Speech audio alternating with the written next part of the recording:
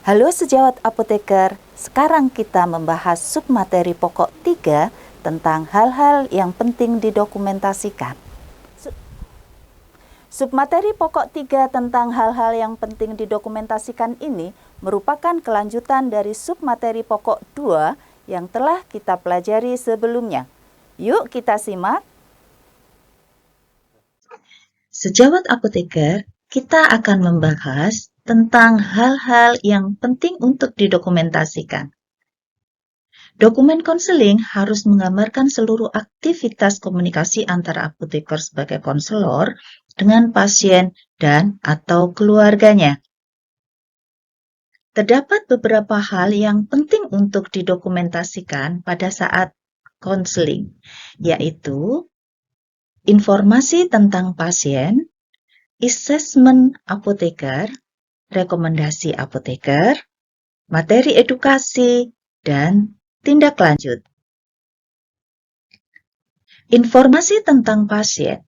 Informasi tentang pasien ini dapat terdiri dari informasi identitas pasien dan informasi klinis pasien. Yang pertama adalah informasi identitas pasien. Identitas pasien ini berupa nama lengkap pasien, nomor rekam medis pasien, tanggal lahir, dan nomor induk kependudukan. Minimal 2 dari 4 identitas ini wajib untuk didokumentasikan. Informasi lain dapat juga dicatat, yaitu jenis kelamin pasien, berat badan, terutama untuk pasien pediatri, geriatri, yang sedang menjalani kemoterapi, gangguan ginjal, gangguan hati, diabetes melitus, epilepsi, dan pasien pasca bedah.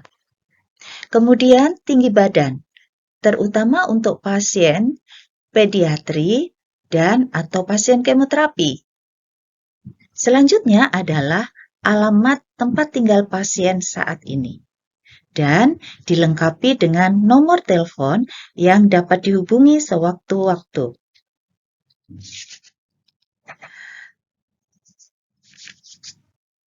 Selanjutnya adalah informasi klinis pasien.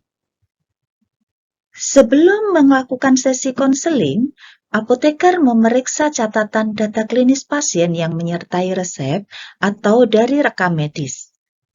Data klinis lain dapat diperoleh saat sesi asesmen untuk mengumpulkan informasi dan mengidentifikasi kebutuhan konseling. Dan kemudian dikonfirmasikan dengan sumber data lain. Contohnya adalah hasil pemeriksaan penunjang, daftar obat di rekam medis pada admisi sebelumnya, catatan atau kartu pengobatan pasien, data pengambilan obat dari instalasi farmasi, atau obat yang dibawa pasien jika ada. Informasi klinis pasien dapat berupa diagnosa penyakit, yaitu informasi tentang diagnosa utama atau dengan diagnosa sekunder jika ada. Kemudian kondisi khusus, yaitu untuk ibu hamil atau menyusui atau pasien geriatri. Selanjutnya adalah riwayat alergi dan respon alergi. Informasi tentang alergi yang pernah dialami pasien dapat membantu mencegah terulangnya respon alergi terhadap obat yang akan digunakan oleh pasien. Selanjutnya adalah riwayat penyakit. Riwayat penyakit yang dimaksud adalah penyakit yang diderita oleh pasien sebelum mendapatkan diagnosa terakhir. Selanjutnya adalah riwayat pengobatan. Riwayat pengobatan yang dimaksud adalah seluruh obat dan sediaan farmasi lain, baik resep maupun non-resep yang pernah atau sedang digunakan pasien. Dan perlu dipastikan apakah pasien pernah menggunakan obat yang sama dengan yang digunakan pada saat ini. Kemudian selanjutnya adalah hasil pemeriksaan laboratorium atau lainnya. Informasi hasil tes laboratorium sangat penting untuk pasien diabetes, terutama hasil kadar gula darah, baik itu kadar gula darah acak maupun gula darah 2 jam postprandial dan juga HbA1c terbaru. Selanjutnya adalah asesmen apoteker. Asesmen ini penting karena menjadi dasar materi edukasi konseling yang akan diberikan oleh apoteker. Hal ini meliputi identifikasi kebutuhan pengetahuan pasien, yaitu dengan memastikan pemahaman, kepatuhan pasien, mengidentifikasi pola hidup pasien, guna menyusun strategi terapi non-farmakologi yang akan mendukung efektivitas terapi pada pasien diabetes. Yang kedua adalah identifikasi permasalahan terkait obat maupun alat kesehatan yang digunakan oleh pasien. Permasalahan terkait obat pada pasien diabetes perlu diidentifikasi dengan akurat, terutama jika menggunakan obat dengan alat khusus. Apoteker perlu mencatat informasi ini dan memberikan rekomendasi solusi yang tepat kepada pasien. Selanjutnya, apoteker perlu menetapkan rekomendasi sesuai hasil identifikasi kebutuhan pasien dan selanjutnya digunakan sebagai bahan materi edukasi atau konseling. Kita lanjutkan kepada materi edukasi dan konseling pasien.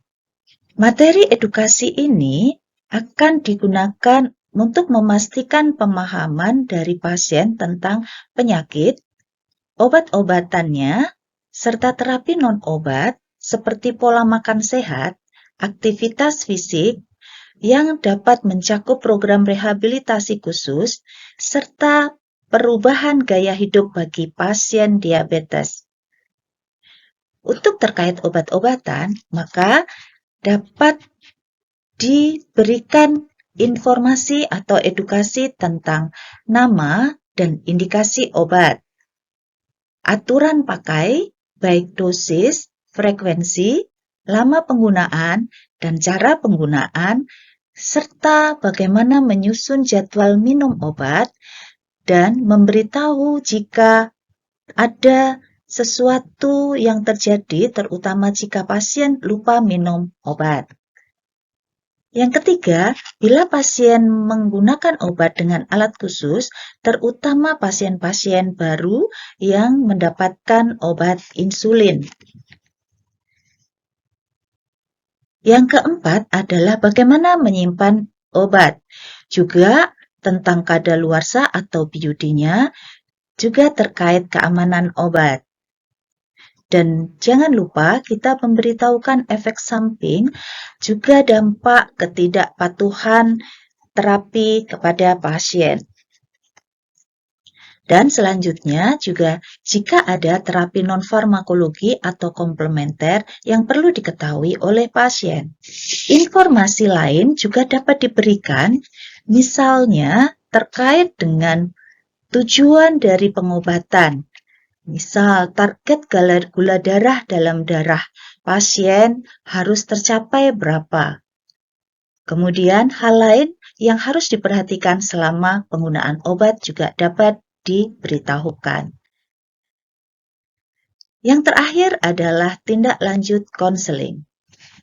Setelah apoteker melakukan verifikasi untuk memastikan pemahaman pasien tentang penyakit dan pengobatannya, maka konfirmasikan tanggapan pasien dan keluarganya terhadap sesi konseling.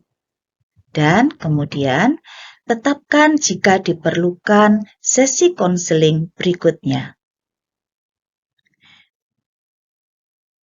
Apoteker dan pihak pasien harus menandatangani dokumen konseling untuk mengakhiri sesi konseling ini. Demikian submateri pokok 3 tentang hal-hal yang penting untuk didokumentasikan. Sejawat apoteker sudah mempelajari submateri pokok 3 tentang hal-hal yang penting didokumentasikan. Artinya, sejawat apoteker telah selesai mempelajari materi pokok 4 tentang teknik pendokumentasian kegiatan konseling, sediaan farmasi, dan alat kesehatan. Untuk mengukur pengetahuan sejawat apoteker terkait materi pokok 4, silahkan sejawat apoteker mengisi kuis yang sudah tersedia. Jika nilai sudah mencapai 80, sejawat apoteker dapat mengakhiri sesi pembelajaran e-learning untuk materi pokok ini. Terima kasih kepada seluruh sejawat apoteker yang telah aktif berpartisipasi dalam materi pokok pembelajaran. Sampai jumpa di video pembelajaran berikutnya. Salam sehat.